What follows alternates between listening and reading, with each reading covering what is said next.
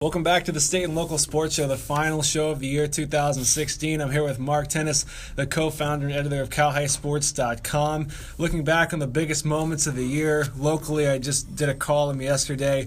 To me, Manteca boys basketball won a state title, the first public school from this county to win a boys basketball state crown in 88 years since the Stockton High Tarzans. I like to say Tarzans whenever I get a chance to. Did it back in 1928. Last week, a couple weeks ago, losing track of time here on the holiday, St. Mary's football, a section champion, a blissful win over Folsom, but a state runner-up. You know, they had a 2-touchdown lead against Cathedral Catholic in the second half, a devastating loss in overtime. And here locally, we saw some amazing personal fights against cancer from a St. Mary's volleyball player, Brooklyn Silva, a Sierra baseball player, Tanner Peterson, and the longtime Calaveras basketball coach, Craig Clifton. East Union football, its third playoff appearance in the last quarter century. Vinny Torres, a senior with Down syndrome, gets put in the game late against Ocampo, scores a touchdown. He's mobbed by both teams, an amazing moment there. And finally, on the negative side from a local perspective, St. Mary's girls basketball was on a 57-game winning streak when it went to the NorCal semifinals last year. National number one pretty much from the beginning of the season to that point, depending on the outlet. And they played Pinewood of Los Altos Hills. Pinewood shot 53% from three-point land. St. Mary's, I think, shot 21%. Uncharacteristic of them and incredibly high for Pinewood. They lost, and I know that you called that probably one of the biggest girls basketball upsets in state history. I think I saw somewhere that someone considered the biggest. It was certainly a shocking one for everyone, especially that it was here in Stockton. Yes, of those moments you mentioned locally, the one with the St. Mary's girls losing to Pinewood and the way they lost definitely was probably the one shock wave that went around the state more than any other. It definitely was a shock. The team, then Pinewood lost their next game to Miramani, and then Miramani lost to Chaminade in the open division, and that was the title that the St. Mary's girls were going about. To give you more perspective, the St. Mary's girls are really on a national level, similar to the St. John Bosco football team that St. Mary's football played and lost 55-16. So that very high elite level is very difficult to get to. And even though St. Mary's girls didn't win, they were at that level and have been at that level for many years. I talked about some signature moments around these parts. You cover the entire state of over 30 million people and thousands and thousands of athletes. What are your signature moments statewide from 2016? Statewide, I have a couple.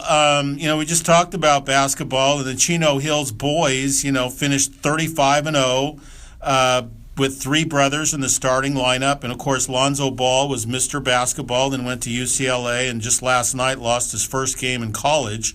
And he was on a personal long losing streak because he hadn't lost since the 2015 state finals when he was a junior. So their season and the way they played, some of their wins were just memorable. Last year for 2016 also is going to go down, I think, as a great year in track and field. We don't really cover track and field that much at Cal High Sports, but hard to not pay attention to the amazing accomplishments of Michael Norman at Vista Murrieta and track and the way he finished the season. Then, of course, the football season, we just had St. John Bosco win the state championship over De La Salle. De La Salle made a nice, valiant effort in the fourth quarter, got the score to possibly close to a one-touchdown deficit before they fumbled it away.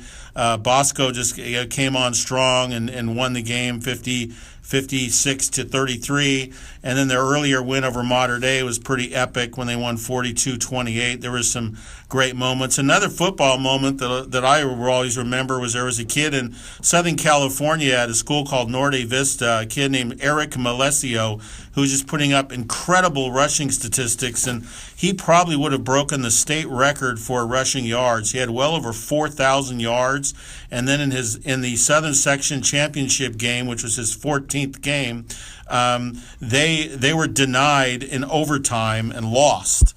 And if Eric Malesio and his team at Norte Vista would have won that game and then played two more times after that, he might have rushed for 5,000 yards this season, which has been just ridiculous. And we're going to have a lot of some crazy records in the next few years with a lot of these teams being able to play 16 games. You mentioned Lonzo Ball, Mr. Basketball, State Player of the Year last year. Who's in the running for Mr. Football now that the season's over? Mr. Football, we have 6 finalists that were named shortly after the last bowl game, and Wyatt Davis from St. John Bosco, their All-American lineman, is one of them. JT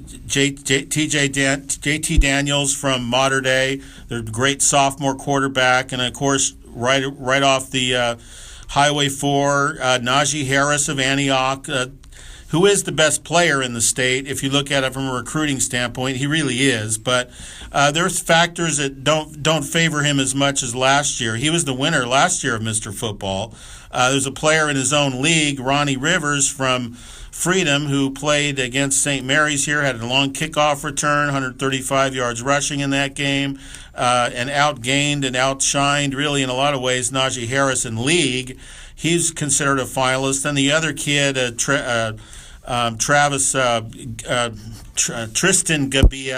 Tristan Gabia from Calabasas, who had over 5,000 yards. The first Southern California quarterback to throw for 5,000 yards in a season. His team did very well. He's had a great career. He's going to Nebraska. He's a finalist as well. So those 6 are the finalists, and we're going to name the winner in about a week and a half. We usually do the winner after we do all the coaches of the year and get all of our all-state nominees out. Our all-area football team in the works right now, probably about 2 weeks away from being released. Don't want to divulge the winners yet, but we'll give you a top 4 candidates for the area. It's certainly not an easy choice, especially with how good St. Mary's football was. One of the obvious candidates, their quarterback Jake Dunaway, the only area passer to surpass 4,000 yards for a single season. As you said, it does help to be able to play 16 games. He threw for 4,066 yards, 46 touchdowns, 9 interceptions. His teammate Dusty Frampton, the junior running back, another candidate, 2,345 rushing yards. That is second best, I believe, in area history behind Lincoln's Justin Davis, who's now at USC. He had 2,380 as a junior, also a junior, back in 2011.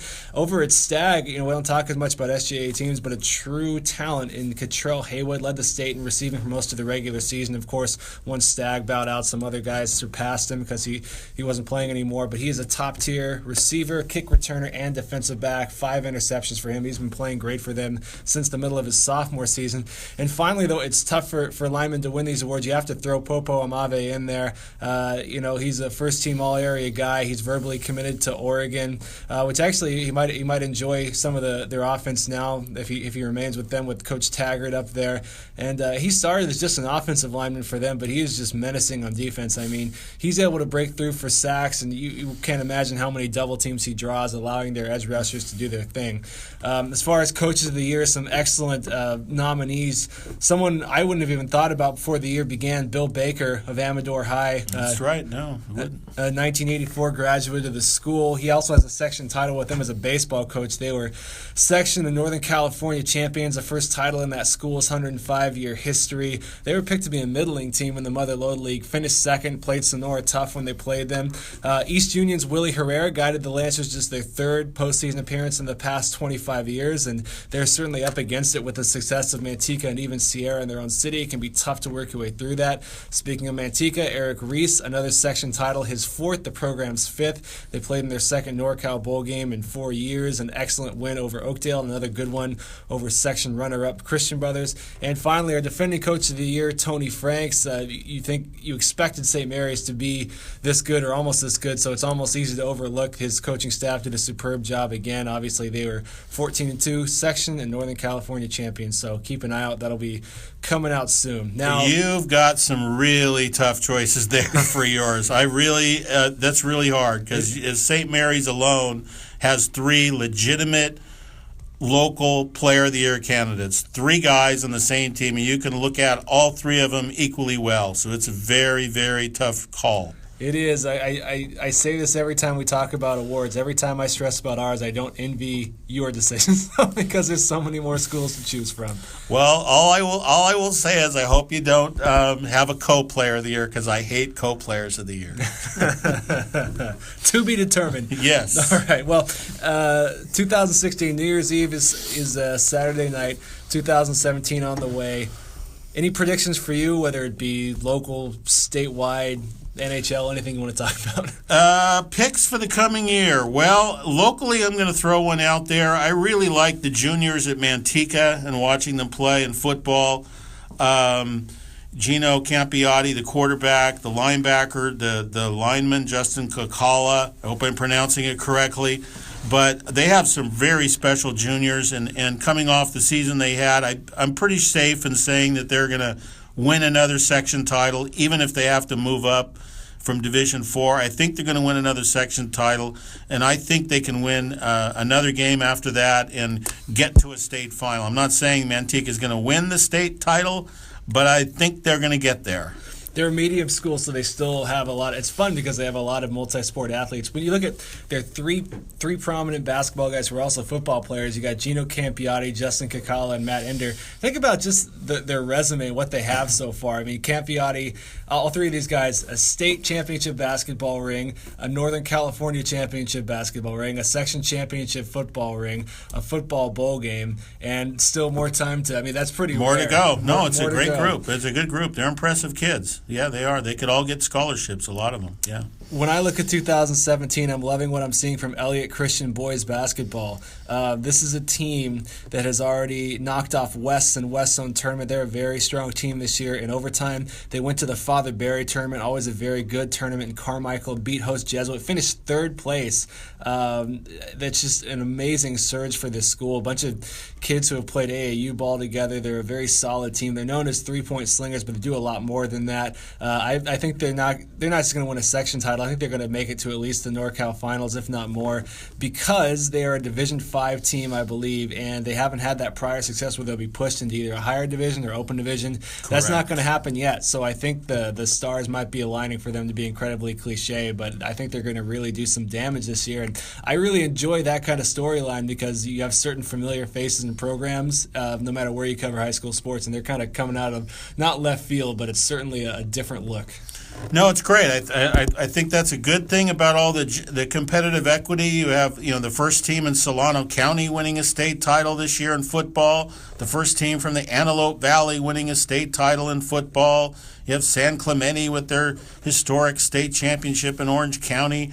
And, next year San Clemente's probably going to get moved up to Division I and they won't win a state title. So when you have schools like that, they're able to taste that kind of success. The competitive equity is gonna work against them to some degree down the road. If they keep winning, they'll have to move up and play the tougher competition. But it is a good thing to see those kind of firsts. And you're going to see a lot more of them as the years go by. All right, over on CalHighSports.com, Gold Club membership, all your state record books, insider content. You're not going to want to miss all of the football awards and accolades coming up. It's less than $20 a year, less than $2 a month. Even if your wallet's hurting from the Christmas season, you can still afford that. I know you can. So, Mark, thanks for joining us, man. We appreciate it. Thank you very much, Thomas. Happy New Year. You too.